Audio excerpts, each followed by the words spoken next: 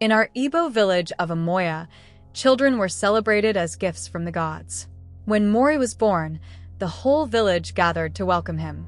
The night was filled with the sound of drums and ululations, signaling a new life among us. I was just a child myself, but I remember the excitement that filled the air. My mother held me close as we watched Mory's parents, Kim and Amara, beaming with joy. However, as the midwives washed the newborn, they exchanged worried glances. Kim, noticing their concern, demanded to know what was going on. One of the midwives, an elderly woman named Edu, hesitated before speaking. The child, she began slowly, has parts of both a boy and a girl. The revelation elicited a murmur from the assembled crowd. In our culture, such a condition was unheard of. People didn't know what to think. Some saw it as a sign from the gods, while others feared it was a bad omen. Kim and Amara decided to keep Mory's condition a secret, hoping that he would be able to lead a normal life. Mory was my closest friend. We did everything together. We played in the fields, swam in the river, and shared our dreams under the open sky. She was stronger and faster than the other girls, with a unique energy that made her stand out. But there was always a part of her that seemed burdened, a weight she carried alone. Our village was a close-knit place, and secrets were hard to keep. Rumors about Mory's condition began to circulate, fueled by curious glances and whispered conversations. I didn't understand why people were so interested in something that didn't change who Mory was to me. She was just my best friend. Despite the rumors, Mory's family loved her intensely. They taught her to be proud of who she was and to hold her head high. Amara, her mother, often told her, "You are a gift from the gods, my daughter." Never forget that.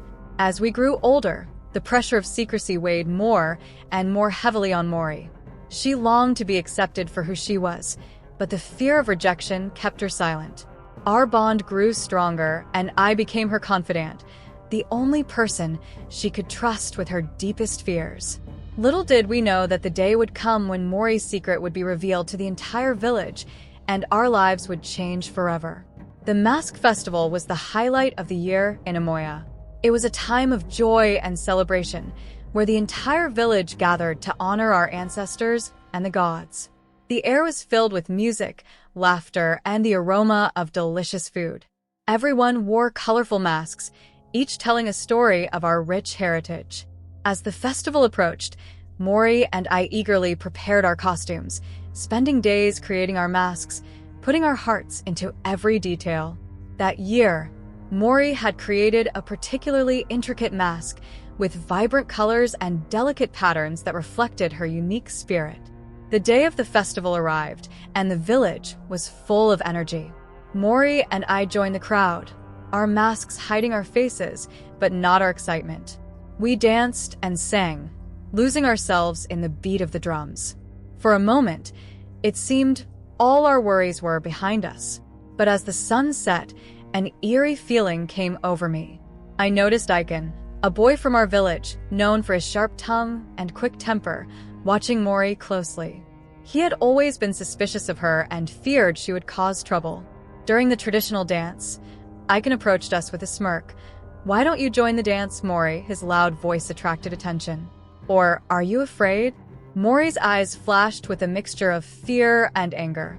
"Leave me alone, Aiken," she replied, trying to pull away, but he was relentless, grabbing her arm and pulling her to the center of the circle. The villagers stopped to watch, their curiosity piqued by the commotion. My heart pounded as I tried to push Mory away, but Aiken was stronger. He tugged at her clothes, determined to humiliate her in front of everyone. In one horrible instant, Mory's secret was exposed. Shouts and murmurs filled the air as the villagers looked on in shock. Mory stood there, trembling, tears streaming down her face. I ran to her side, trying to shield her from the inquisitive stares, but the damage had already been done. Murmurs turned to shouts, and the elders stepped forward, with grave faces. "Enough," ordered one of them, but the chaos continued. Mory collapsed to the ground, sobbing uncontrollably. I knelt beside her, hugging her tightly. "It's okay, Mory," I whispered, even though I knew nothing was okay. The villagers approached, their expressions a mixture of curiosity, fear, and disgust. Just then, Mory's parents pushed their way through the crowd, their faces marked by sadness and determination. "This is our daughter," Kim shouted. "She's not a monster." The crowd hesitated, murmuring among themselves. Amara knelt beside us, cradling Mory in her arms. "She was born this way," she said softly. "It's not her fault. She is a child of the gods, just like each of you." The elders, recognizing the gravity of the situation, called a meeting in the sacred forest, a place where important decisions were made and where spirits were believed to reside. The entire village gathered, the tension palpable. Nandi, the oldest and wisest among the elders, began to chant, calling out to the spirits for guidance. The villagers watched in silence, their faces filled with a mixture of hope and fear. The air became heavy, and a sense of anticipation enveloped us like a shroud. After what seemed like an eternity, Nandi opened her eyes, her expression serene but somber. "The spirits have spoken," she announced. "Mory is truly special.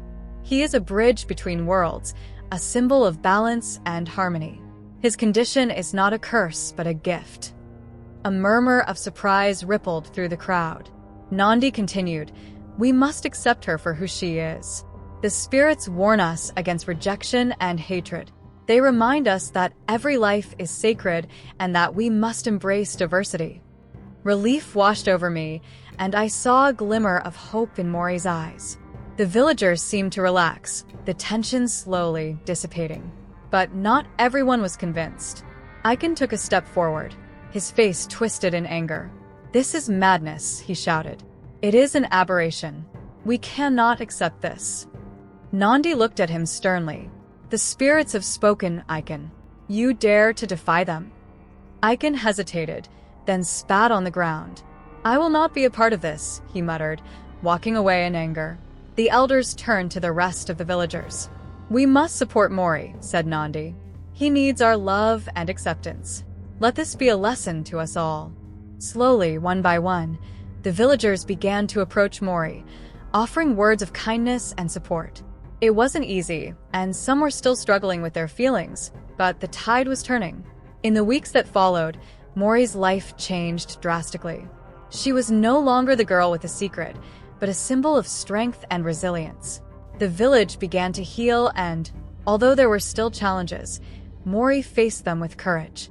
One afternoon, as we sat by the river once again, Mory turned to me with a smile. "Thank you, for standing by me." I smiled, my heart swelling with pride. "Always, Mory, always." Years passed, and the memory of that day faded into the background of our lives. Mory became a strong and confident woman, and the village learned to accept and love her for who she was.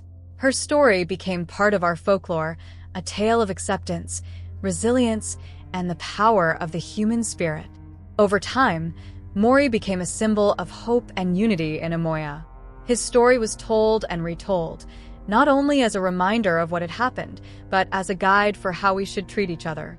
Parents would tell their children the story of the brave girl who had parts of a boy and a girl, and how she faced the world with an indomitable spirit. The elders also used Mory's story as a lesson in their teachings. They would gather the young people under the ancient baobab tree, a symbol of wisdom and life, and share the story of acceptance and love. "Each person is a gift from the spirits," they would say, "and it is our duty to honor and cherish that gift." Mory herself found a new purpose. She became a healer, using her unique perspective to help others in ways no one else could. People from near and far came to seek her advice, and her heart was always full of those who needed her wisdom and kindness. One day, as I was helping her care for a patient, she looked at me and said, Do you ever wonder why things happen the way they do?" I thought for a moment. "Sometimes, but I think everything has a reason, even if we don't understand it at first." She nodded, with a thoughtful expression. "I used to think my condition was a curse, but now I see it as a blessing. It has brought me closer to the people I love and taught me the true meaning of acceptance." Her words stayed with me, a reminder of the journey we had traveled together. I realized that life is full of challenges, but how we face them is what defines us. Mory's strength had taught me that, and it was a lesson I would carry with me always. Over time, our village prospered, and the bonds between all of us grew stronger. We faced hardships, but we always found a way to overcome them, guided by the lessons we had learned from Mory's story. One afternoon, as we sat by the river that had been our refuge since childhood, Mory turned to me with a smile. "Do you remember that day, Ahe? The day everything changed?" I nodded, the memories still vivid in my mind. "I remember, Mory. I'll never forget." She reached out and took my hand, a gesture of friendship and gratitude. "Thank you for being there for me. I couldn't have done it without you." I squeezed her hand, my heart full. "We did it together, Mory, and we will continue to face whatever comes together." As the sun set over our village, casting a golden glow over the land we called home, I felt a deep sense of peace. Mory's story had taught us all the power of acceptance, the importance of love, and the strength that comes from being united. It was a lesson that would live on in our hearts, a beacon of hope for the future. In the end, it is not our differences that define us, but our ability to embrace them and find strength in our unity. And that, I realized, was the true gift Mory had given us all. In our village, Mory became a legend, his name spoken with reverence and admiration. He continued to heal and guide, his wisdom sought by many. He taught us that it was not our differences that separated us, but our inability to accept and understand them. With his gentle guidance, we learned to celebrate our uniqueness and find strength in our diversity. As I grew older, I too became a storyteller, sharing Mory's story with the next generation. I wanted them to understand the importance of acceptance, the power of love, and the resilience of the human spirit. Mory's story was more than just a memory. It was a guiding light for our village. So, under the shade of the baobab tree, I would gather the children and begin. In the village of Amoya, there was a girl named Mory. She was born with a gift that made her different, but it was her heart and spirit that really set her apart.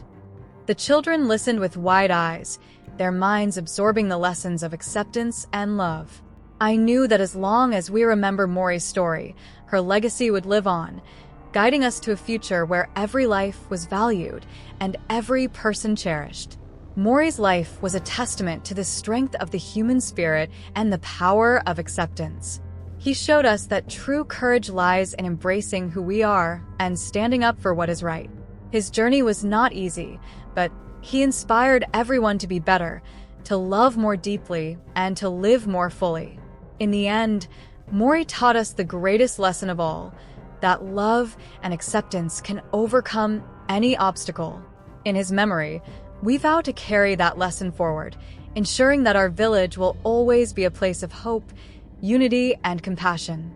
Years passed, and our village of Amoya grew stronger and closer.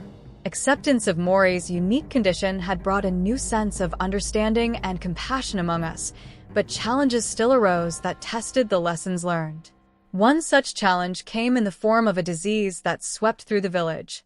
It started quietly, with only a few people feeling ill, but soon became a full-blown epidemic. Fear gripped the community as more and more villagers fell ill. Traditional remedies and prayers seemed to have little effect. Mory, now an experienced healer, worked tirelessly to find a solution. She spent days and nights caring for the sick, her unique perspective and knowledge invaluable in the fight against the disease. I assisted her as best I could, gathering herbs and comforting those in need. One night, as we were preparing another batch of medicine, Mory looked at me with determination in her eyes.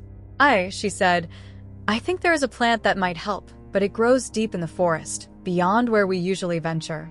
We need to find it." The forest was a place of both beauty and danger, and going into it was not taken lightly. But I trusted Mory and knew that, if anyone could find a cure, it was her. We set out at dawn, carrying only the essentials, guided by Mory's knowledge of the land. The journey was arduous. We faced thick undergrowth, unpredictable weather, and the constant threat of wild animals. But Mory's determination never wavered. He moved with purpose, his connection to the natural world guiding us. After days of searching, we finally found the plant Mory had described. Its vibrant green leaves and delicate flowers stood out on the forest floor. With great care, we harvested what we needed, knowing that this might be our only hope. Upon returning to the village, we set to work immediately. Mory prepared the medicine, his hands steady and precise. As the villagers took the remedy, we watched and waited, praying for a miracle. Slowly but surely, the villagers began to recover. The disease that had threatened to destroy us was finally receding. Mory's knowledge and determination had saved us once again. Our village celebrated not only the end of the illness, but the strength and resilience Mory had demonstrated.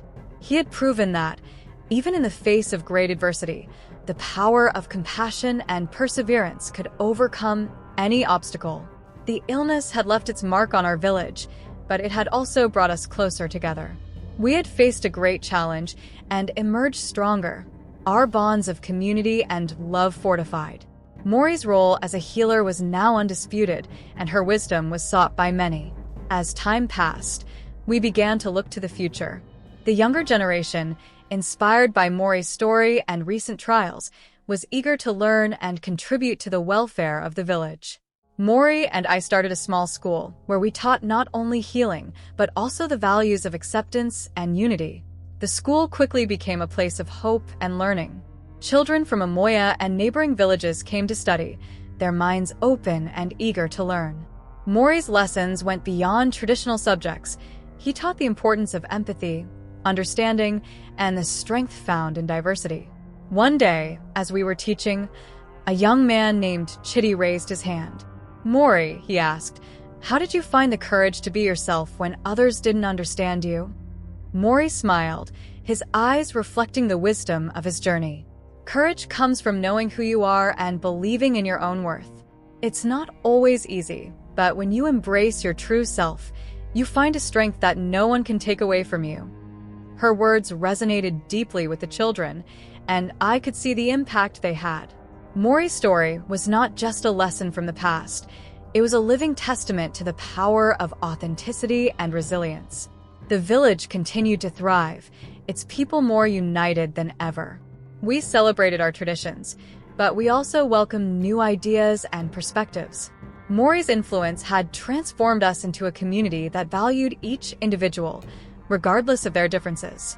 One evening, as the sun set and the sky turned a deep shade of purple, Mory and I sat by the river, reflecting on all that had happened. "Aye," he said softly, "look how far we have come. Our village is stronger because we have learned to embrace our differences." I nodded, feeling a deep sense of pride and gratitude. "Yes, Mory, and it is because of you. Your courage and wisdom have shown us the way." As the stars began to twinkle in the night sky, I knew our journey was far from over. There would always be challenges to face and lessons to learn, but with Mory by our side, I was sure we could overcome anything. The years turned into decades, and the village of Amoya flourished. Mory and I grew older, but our commitment to our community never wavered. The school we had started became a cornerstone of the village, a place where new generations learned the values that had guided us. One day, while walking through the village, I saw Mory talking to a group of children. His face was marked by the wisdom of age, but his spirit was as vibrant as ever. The children listened attentively, their eyes full of wonder and curiosity. Mory had become a beloved figure, not only in Amoya, but also in the surrounding villages. His story of acceptance and resilience had spread, touching the hearts of many. People from distant lands came seeking her guidance and wisdom. One afternoon, as we sat by the river that had been our refuge for so many years, Mory turned to me with a thoughtful expression. "Aye," he said, "it is time for us to think about the future. We won't be here forever, and we must make sure our legacy continues." I nodded, understanding the weight of his words. "You are right, Mory. We must pass on what we have learned to those who will come after us." We began to identify young leaders in the village, those who showed promise and a deep understanding of the values we cherished. We mentored them, sharing our knowledge and experiences, preparing them to take on leadership. One of these young leaders was Adora, a bright and compassionate girl who had grown up listening to Mory's stories. She had a natural ability to bring people together and a deep sense of empathy. We knew she was the right person to continue our work. As we passed on our knowledge, we also took time to reflect on our own journey.